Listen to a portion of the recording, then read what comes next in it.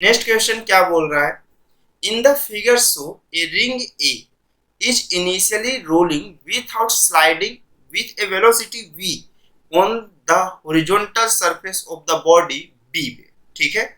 Of same mass a की equal mass है इसका, tall sorry all surface are smooth, b has no initial velocity, what will be the maximum height reached by a on b।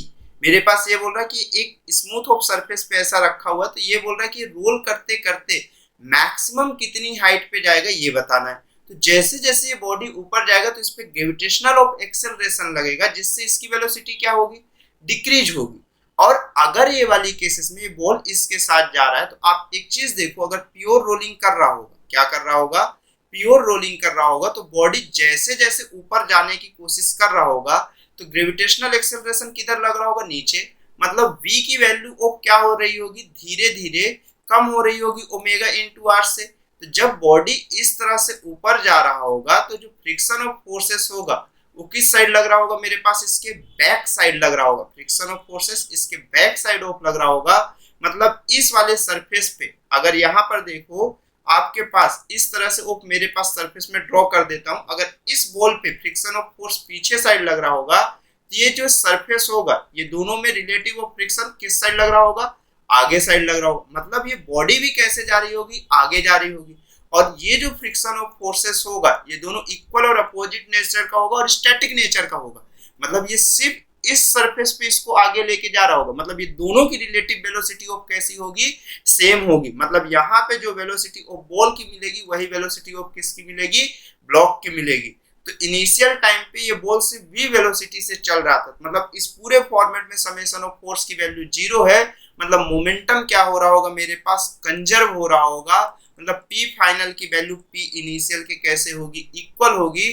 तो final वाली cases में ball और ये block दोनों same velocity से चलेंगे। मतलब कितना हो गया इस वाली केसेस में, फाइनल वाली केसेस में इसका मास ऑफ m हुआ velocity of v1 plus of mass m velocity of v1, और वो भी किस डायरेक्शन की, मैं सिर्फ आगे की डायरेक्शन की बात कर रहा हूँ। ये इंक्लाइंड ऑफ सरफेस में ये पूरा ऐसे होट मतलब एकदम ऐसा हो जाएगा, ऐसा नहीं। जब ये ऐसा हो जाएगा तो उस वाली केसेस में फिर ये आगे स्लाइड करेगा या नहीं करेगा, उस वेलोसिटी के कारण स्लाइड नहीं करेगा, क्योंकि यहाँ पर धीरे धीरे इसके एंगल में चेंजेस होगा। तो इसका हॉरिजॉन्टल कंपोनेंट इसे हमेशा आगे की डायरेक्शन पे लेके चल रहा होगा। और इनिशियल केसेस में इसकी मास m है और वेलोसिटी ऑफ कितना है, v है। तो यहाँ से कितना हुआ, 2mv1 is equal to m into v। ये m और m कैंसिल आउट हो गया, तो v is equal to 2v1 हुआ।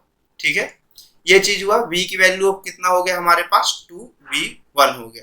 तो v1 की वैल्यू ऑफ कितना हो गया, v बाई ऑफ 2 हो गया।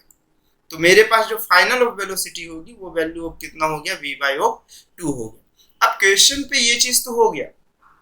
अब इस पूरे फॉर्मेट में एक चीज देखने को मिला कि changing of kinetic plus of changing of potential का समेशन कितना होगा, 0, क्योंकि कोई भी एक्सटर्नल ऑफ फोर्सेस नहीं है और एक्सटर्नल फोर्स नहीं है, तो work done of 0 external force के कारण कर मतलब एनर्जी कैसी होगी, कंजर्व होगी।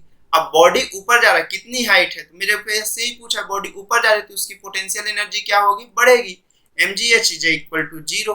Kinetic energy of final kinetic energy minus of कौन सा होगा, इनिशियल होगा। तो फाइनल वाली केसेस में अगर बॉडी ऊपर ऑफ जा रही है तो मेरे पास ये कितना होगा, यहाँ पर जैसे जैसे बॉडी ऑफ ऊपर जाता जा रहा होगा, तो एक चीज समझिए कि अब मेरे पास जो फाइनल काइनेटिक एनर्जी होगा, तो सिर्फ बॉल और बस की काइनेटिक एनर्जी नहीं होगी, बॉल प्लस और ब्लॉक दोनों की होगी हाफ। जितना हो जाएगा इसका मास 2m और वेलोसिटी ऑफ कौन सा होगा, v1 का square minus of initial time पे कितना होगा, हाफ m, और ये कौन सा हुआ मेरे पास, v का square plus of mgh is equal to 0।